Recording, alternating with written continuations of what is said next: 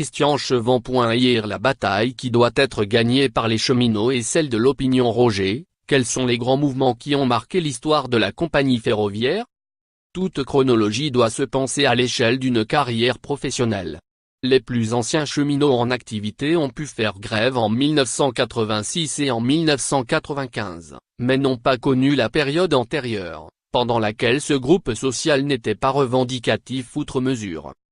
De même, entre les grandes grèves de 1920, dans un contexte véritablement révolutionnaire du moins le pensait-on alors moins, et les nombreuses grèves contre l'occupant en 1942-1944, les travailleurs du chemin de fer s'étaient abstenus de tout mouvement social, même pendant les grèves du Front populaire en 1936. J'en profite pour préciser que si j'ai beaucoup travaillé sur les chemins de fer, je ne suis pas spécialiste de la SNCF, mais plutôt du monde du travail. Mes recherches ont aussi porté notamment sur les infirmières, les métallurgistes, les policiers, le personnel des pompes funèbres. Mes réponses proviennent aussi d'une comparaison avec d'autres secteurs. Lire aussi. Grève à la SNCF. Contrairement à un mythe tenace, le statut de cheminot se réforme régulièrement. Capitoulette, le fait qu'il y ait moins de cheminots et plus de cadres au sein de la SNCF qu'il y a 20 ans va-t-elle avoir une répercussion sur le mouvement social? Le changement de la structure d'un groupe social ne peut que jouer sur des comportements dans lesquels l'identité professionnelle est prépondérante, et les compagnies ferroviaires, puis la SNCF, ont toujours misé sur l'antagonisme qui peut se manifester entre la hiérarchie et l'exécution. J'ai même trouvé lors de mes recherches un rapport de police expliquant comment en 1986 le service de communication de la SNCF avait fait publier dans un quotidien très honorable une pleine page de publicité avec un appel de cadre expliquant pourquoi il ne faisait pas grève. Depuis quelques années, l'encadrement, qui au demeurant vit mal la mise en cause de l'ensemble du personnel de la SNCF, hésite moins à se mettre en grève, et en tout cas refuse en nombre le rôle de briseur de grève que l'on tente de leur faire jouer. Beluga, on cherche toujours à comparer 2018 à 1995. Que représente le taux de grévistes en ce premier jour de grève, 33,9%, par rapport au premier jour de grève de 1995. J'aurais tendance à me méfier de ces chiffres, qui font partie de la bataille de la communication.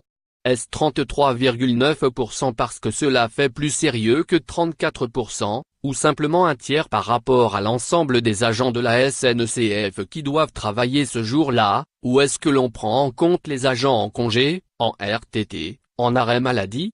De même, nous savons depuis longtemps que la grève est prévue, ce qui n'était pas le cas en 1995.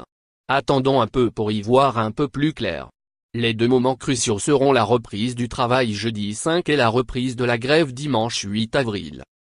Gabriel de la Vieille-Loye, y a-t-il eu des grèves perlées par le passé et avec quels résultats? Sont-elles mieux vécues par les usagers qui peuvent anticiper voire s'organiser, covoiturage? Quel que soit le terme que l'on emploie pour qualifier cette succession de grèves, la démarche est tout à fait originale. Le fait que les dates en aient été annoncées longtemps à l'avance me fait penser à un retournement du principe du préavis, où l'on ne peut pas dire que le gouvernement n'est pas au courant. À propos du préavis, obligatoire depuis la loi du 31 juillet 1963, remarquons que, pas plus dans les chemins de fer qu'ailleurs, il n'a été respecté en mai 1968. Lire aussi. Comprendre la réforme de la SNCF en 9 points. François, n'y a-t-il pas d'autres alternatives que la grève? La grève est-elle encore efficace? Pour l'efficacité, nous verrons, elle fut en tout cas au rendez-vous en 1986 et 1995 et même lors de certaines grèves ultérieures. Pour les alternatives, la principale est bien sûr la décision de faire fonctionner les chemins de fer sans faire payer les voyageurs.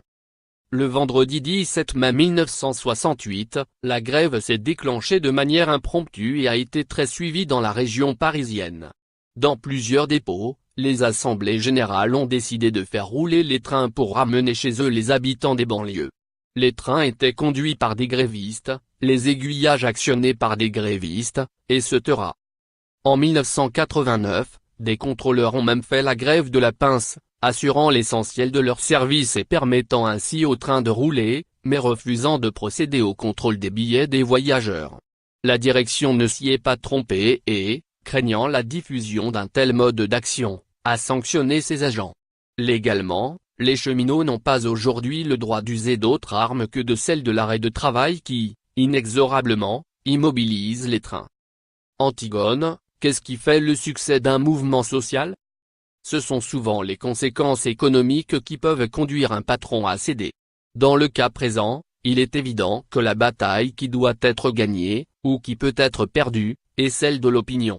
La popularité d'un mouvement est liée à la fois à la perception de sa légitimité et à l'impression qu'il défend l'intérêt commun. Le cas le plus typique est en 1988 et 1991 celui des grèves des infirmières, le seul groupe social des fonctions publiques dont le pouvoir d'achat n'a pas régressé lors des 15 dernières années du XXe siècle.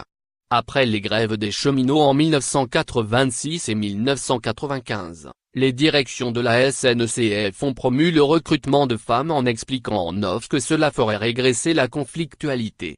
Il suffit de suivre les assemblées générales pour voir à quel point elles se sont trompées, et de penser aux infirmières pour être conscient de la naïveté d'une telle démarche. BDX, que diriez-vous du terme cheminot qui au XIXe siècle évoquait une seule tâche, bien différente de celle recouverte aujourd'hui par le même mot?